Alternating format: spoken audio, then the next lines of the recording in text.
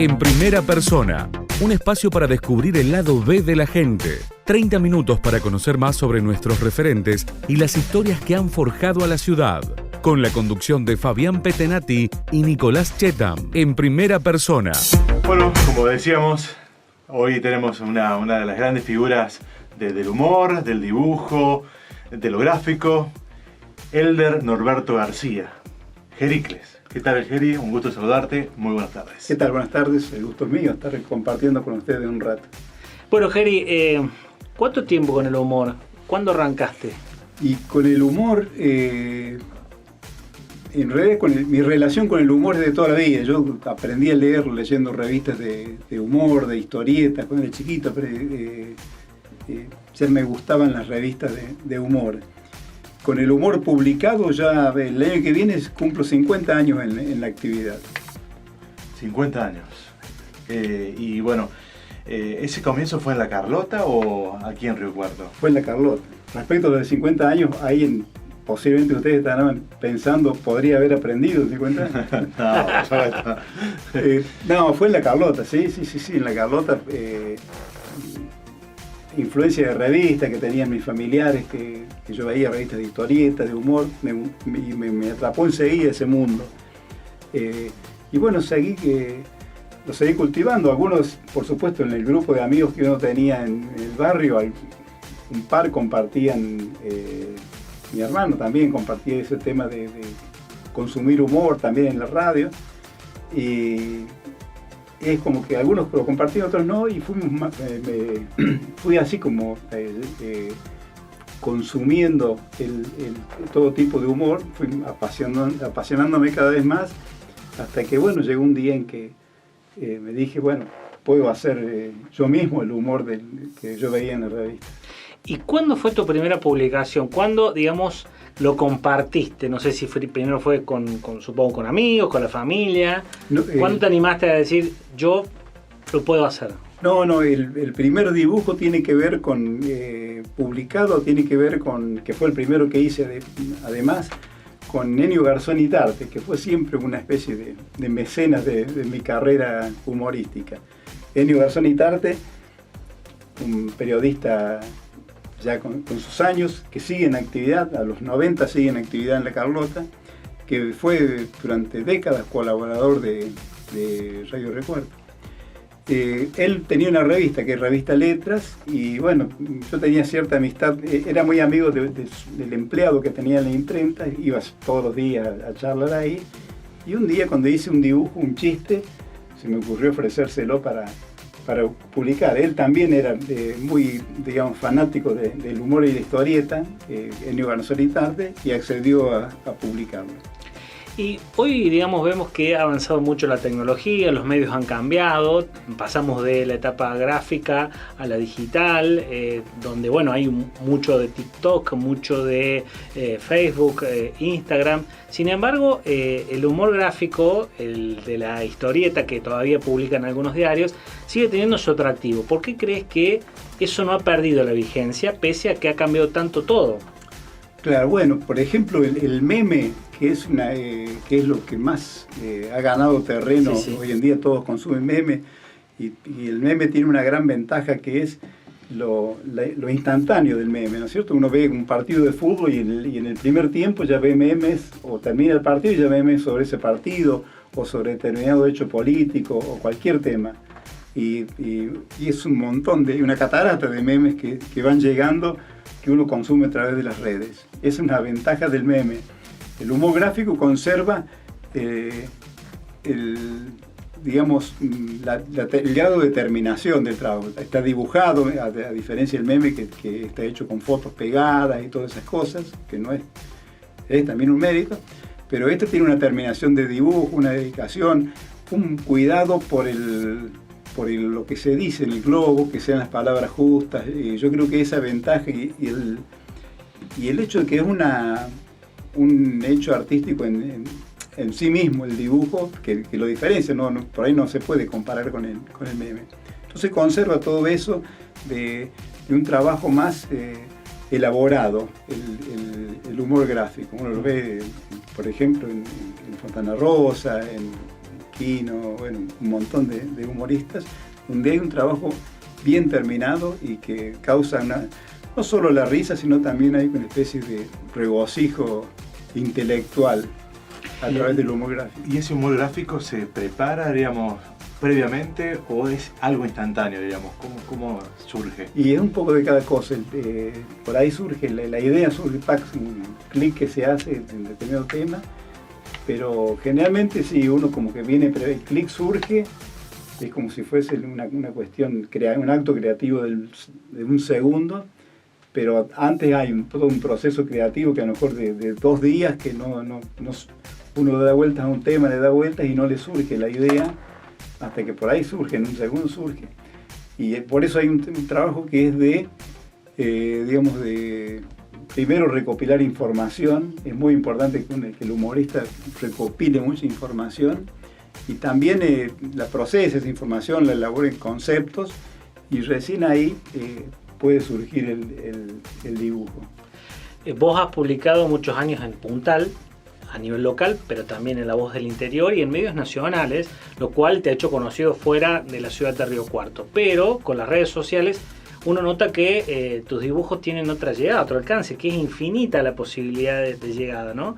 ¿Cómo te llevas con eso? ¿Cómo te llevas con la gente que te puede dar una devolución del chiste? Porque antes cuando lo leía en el diario, a lo sumo te iban a golpear la puerta a Puntal, pero digo, más allá de eso, sí, no había un ida y vuelta como lo tenés hoy. ¿Cómo te llevas con eso? No, bien, sí, no, por supuesto que uno que va conociendo un montón de gente que lo sigue, incluso por ahí lo que le gusta a uno es también el reconocimiento de colegas, que antes que también eso no se podía tener una dimensión antes, y ahora uno ve que hay un montón de colegas de uno que comentan un chiste, entonces dice, bueno, es como que va en un camino. Y es cierto, en Facebook, en Instagram, que sea, uno publica una cosa, pero además con el correr de los años, uno que va como corrigiendo un poquito, ¿no es cierto?, la mira sobre qué es lo que está haciendo. Y también son épocas, hay épocas que uno es más sanguíneo, digamos, y otro que hace un humor un poco más tranquilo. ¿Qué te gusta más, el humor político, el deportivo, digamos, o lo social, cultural, digamos? No, cualquiera de los chistes, a mí me gusta, cualquier tema me gusta, pero sí me gusta meterme en la parte política, es un tema que me apasiona, al contrario de un montón de gente que yo me cruzo que dice, no, yo de política no quiero hablar. Bueno, a mí sí me gusta hablar, hablo de determinada posición que uno adopta, pero bueno, sí me gusta hablar y expresar lo que uno siente, pero siempre me parece que es a través del humor, ¿no es cierto? Cuando hago una cosa que no tiene humor, como que se nota un poquito, ¿no es cierto? El tema que vas con un mensaje, digamos, que a lo mejor no es humor, pero que querés dejar un mensaje. Claro, uno por ahí que privilegia el mensaje determinado, depende del momento que sea, privilegia el mensaje, y por ahí lo lindo es poder hacer una mezcla, ¿no es cierto?, que tenga humor, que haga reír. Yo creo que lo fundamental en el chiste es hacer reír, digamos.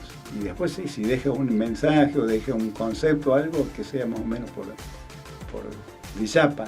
¿Y ese humor político, ese chiste, te ha generado algún inconveniente, digamos? ¿Alguien, como decía Nico, fue y te golpeó la puerta del diario y te dio a hablar con el humorista? No, en general no hubo. Trabajé siempre con muchísima libertad.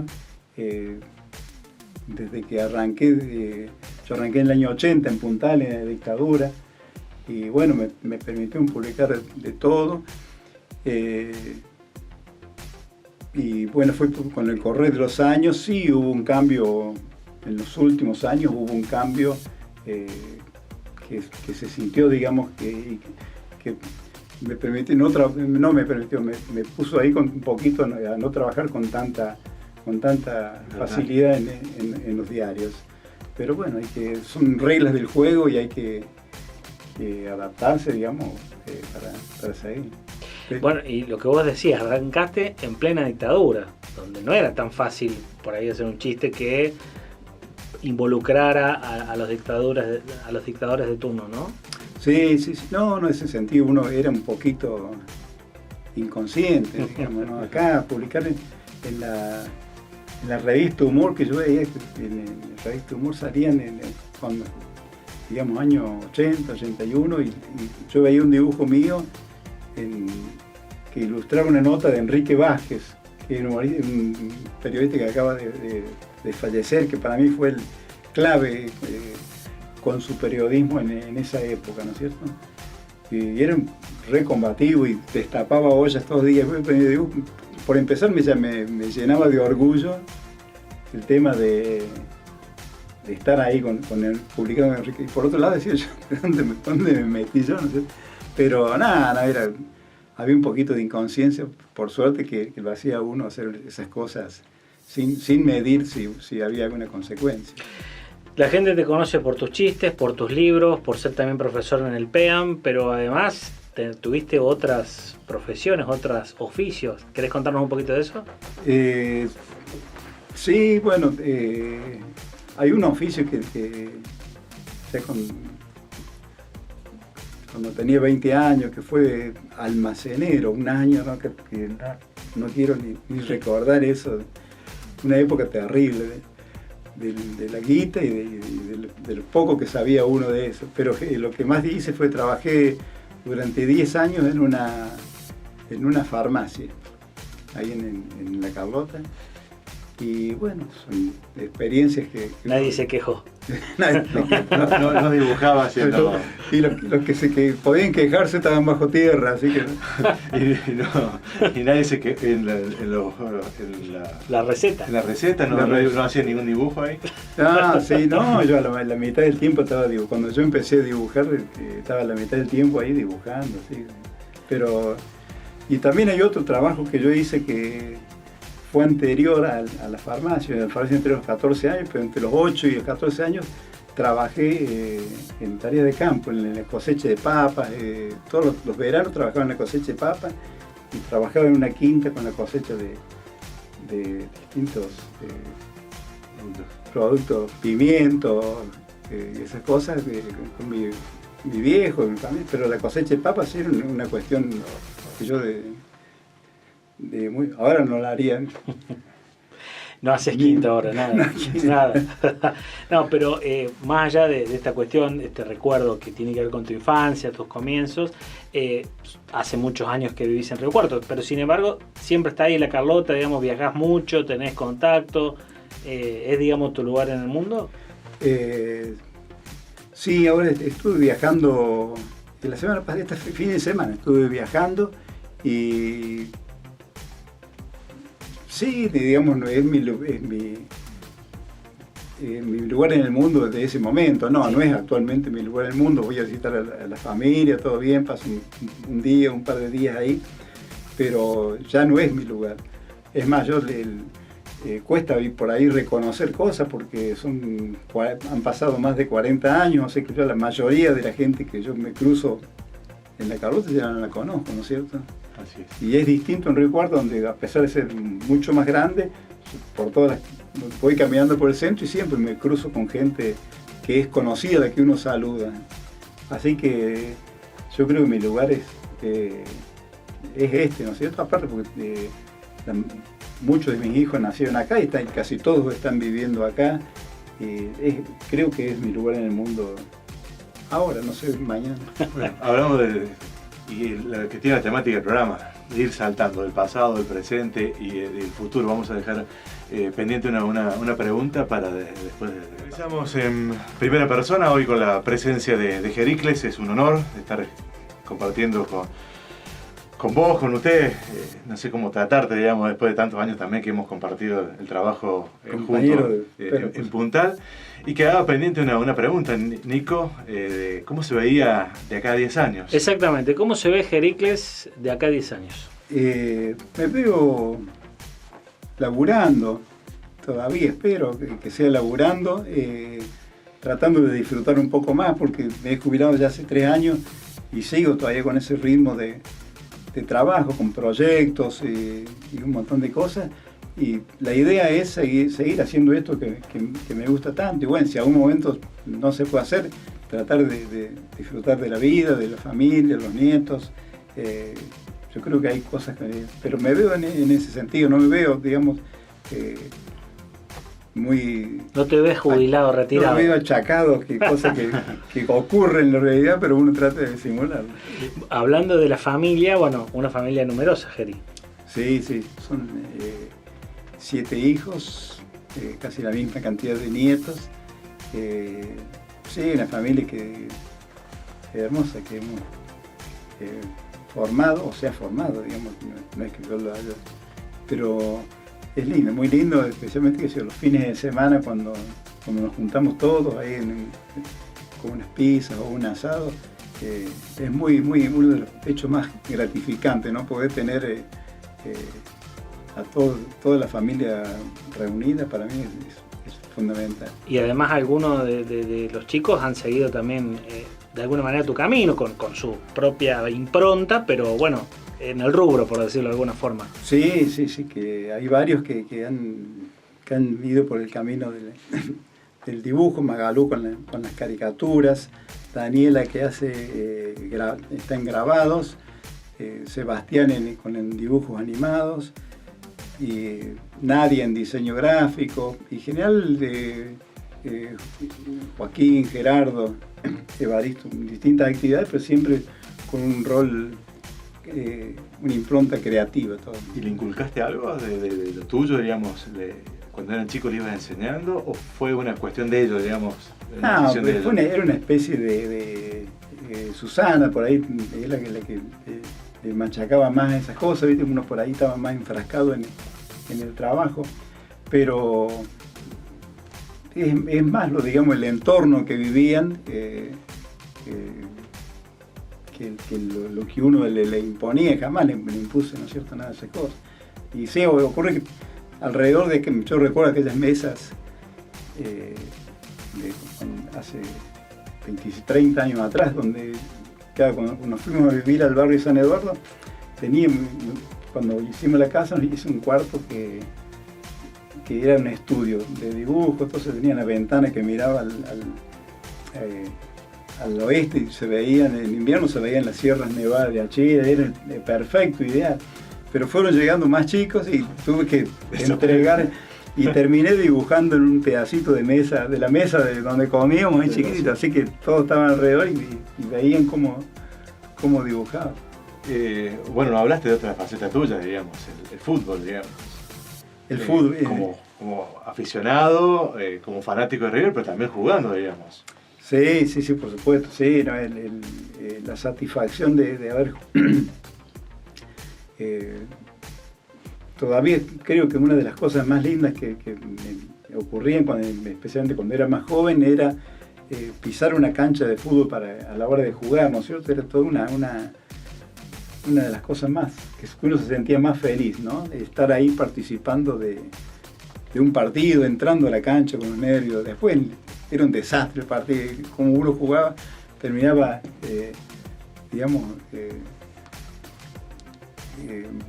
pensando mal, digamos, pero lo concreto era ese momento, el momento ese de entrar a jugar no tenía precio, ¿no es cierto? Eso como futbolista. Y hay un hecho sí que modificó eso, que fue cuando salimos campeones, que una vez salimos campeones, fue mi mayor orgullo como futbolista, en la liga de veteranos en la base. Y ahí salimos campeones y jugué teniendo como compañeros a celebridades del fútbol acá, como fueron el Walter Gómez, el Indio Acevedo, el Bocado Quiroga. Y yo estando hasta ahí decía, ¿qué hago yo aquí, no? Pero bueno, son satisfacciones. Pareció un chiste. No, quería preguntarte también un poco respecto al tema del humor y la actualidad. Si ves que hay camadas de nuevos humoristas gráficos que se van imponiendo, que tienen lo suyo.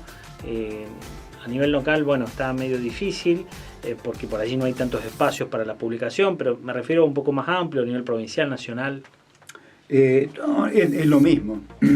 Es lo mismo, tanto sea a nivel nacional o provincial o local, el problema el principal problema es que no hay donde, el que arranca con esto, no hay donde publicar sus dibujos en papel, digamos, que es donde generalmente está la tarasca, que se dice. Entonces, sí, qué sé yo, por ejemplo, hay que rebuscársela de un montón de lados que son dando un taller de humor, publicando, vendiendo sus cosas a través de las redes sociales. Hay un par de sistemas que yo creo que hay varios dibujantes que ponen un espacio donde cada uno le haga un aporte solidario, el cafecito, creo que le dicen, que le vayan como solventando, digamos, su actividad. Pero hay humoristas, sí, a nivel nacional. Para mí los que más me gustan actualmente son Parés, Podetti, bueno, lo que hace Tute. Hay varios dibujantes que me gustan, y más jóvenes incluso, que vienen saliendo. Y local hay varios que hacen, está Matías Tejeda, dibujante de Higueras, que tiene reconocimiento internacional, también publica, que firma Mate. Bueno, está Magalú, está Nacha Wallenweider, ni hablemos de Ham, digamos, que es un referente histórico, Heraldo Mussolini. Son varios los que hacen el humor y la historieta una profesión. Uh-huh. Y justamente quería consultarte también respecto a cuál ha sido la mayor satisfacción que te ha dado tu profesión, tu oficio a lo largo de la vida. La satisfacción más grande es, digamos, vivir haciendo vivir, haber pasado toda mi etapa laboral, los 40 años viviendo haciendo lo que me gusta, pero es algo que no tiene precio y pienso que es lo fundamental. El afecto que uno ha recogido con los compañeros de trabajo, bueno, no sé si incluyo a ustedes, no sé, pero sí, bueno. ponele, con los compañeros de trabajo y los amigos en las redes sociales, gente que se manifiesta su afecto, son las cosas que uno va recogiendo, ¿no es cierto? El apoyo familiar, eso también es una cosa muy importante para que uno desarrolle una carrera que, si bien parece un chiste, pero también es muy duro, muy complicado de poder vivir de eso. Y después, un poco atrás están los premios que uno ha recibido, que también son satisfacciones, pero hay unos premios, por ejemplo, que es de ADEPA, dos primeros premios de ADEPA, que ahora, viendo lo que hace ADEPA, dan ganas de volver. Hay que circunscribirlo, digamos. Al momento. Al momento. Y Jericles, como ciudadano común, ¿es así de contar chistes, digamos, como está con los amigos, o no, es más serio? La cosa común sí, pero en asados con amigos sí, uno por ahí se suelta un poco más. Me clavo un par de vino ahí, ya estamos hablando pelotudez. Pero sí, no sé. Hay una anécdota de cuando llevaron un seleccionado a tu casa. Bueno, esa anécdota. Sí, esa anécdota fue... Es mundial. Es mundial, sí. Que la cuente. No sé si le van a contar, digamos. No, sí, porque yo había llegado hace poquito desde La Carlota y mantenía una imagen así intelectual. ¿No? Y cuando venía acá, qué sé yo, no me conocía, trataba de mantener una imagen intelectual, estaba Ricardo Sánchez, todo esto, entonces Alberto Sánchez, de compañero de trabajo, entonces uno, qué sé yo, ahí era un ámbito de reacción así como para mí, que yo venía de un barrio, era muy, digamos, y trataba de más o menos estar a esa altura, entonces, y jugamos un partido solteros contra casados en la cancha de Atenas, y yo me lesiono, me rompo los meniscos, entonces me quedé a comer el asado y después yo andaba a pie, así que Ricardo Sánchez y Alberto me llevaron en hombros, yo abrazado así, ahí yo vivía en el BRAC, y golpean la puerta, aparece Susana, mi señora, y los ve así que yo abrazado a los dos, y dice, Norberto, dice, ¿otra vez borracho? Sí, pero no era borracho, sino que en ese no momento había tomado y estaba lesionado. Bueno, y vamos a la última pregunta, porque ya se nos acabó el programa y fue un gusto poder hablar con vos, pero tenemos una pregunta en común para todos nuestros entrevistados. Exactamente, y una pregunta que tiene que ver, Capciosa. lo dejo a su criterio, no, pero la pregunta es concretamente, ¿qué hubieses hecho o a qué te hubieses dedicado si no te hubieses dedicado a el humor, al dibujo? A mí en realidad me encantaba el dibujo de entrada, pero también me gustaba el folclore y me gustaba el fútbol. O sea que posiblemente me hubiese tratado de dedicar, pero seguramente como al folclore o también a como intentar jugar al fútbol. Pero como yo sé que no tenía condiciones, hubiese terminado trabajando en algo. Continuado con la papa. Sí, parece todavía estaría con la bolsa de papa al hombro. Bueno, un placer, Jericó. No, un gusto para mí compartir con ustedes. Gracias por venir.